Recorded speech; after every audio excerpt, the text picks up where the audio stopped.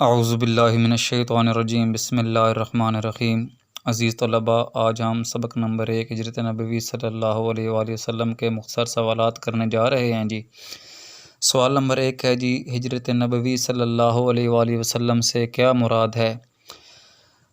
اس کا جواب ہے جی، جب کفار مکہ نے آپ صلی اللہ علیہ وآلہ وسلم پر اور آپ صلی اللہ علیہ وآلہ وسلم کے ساتھیوں پر ظلم و ستم کی انتہا کر دی تو آپ صلی اللہ علیہ وآلہ وسلم اور آپ کے ساتھی اللہ تعالیٰ کے حکم سے مکہ سے مدینہ روانہ ہوئے۔ اسے ہجرت نبوی صلی اللہ علیہ وآلہ وسلم کہتے ہیں۔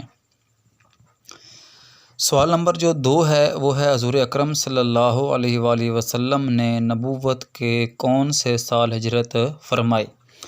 اس کا جواب ہے جی، حضور اکرم صلی اللہ علیہ وآلہ وسلم نے نبوت کے 13ویں سال ہجرت فرمائی۔ 13ویں سال ہجرت فرمائی۔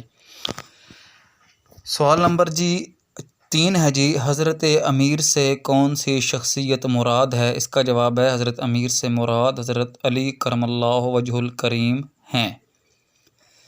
سوال نمبر 4 ہے جی، حضرت محمد صلی اللہ علیہ وآلہ وسلم نے حضرت علی رضی اللہ تعالیٰ عنہ کو کیا ارشاد فرمایا؟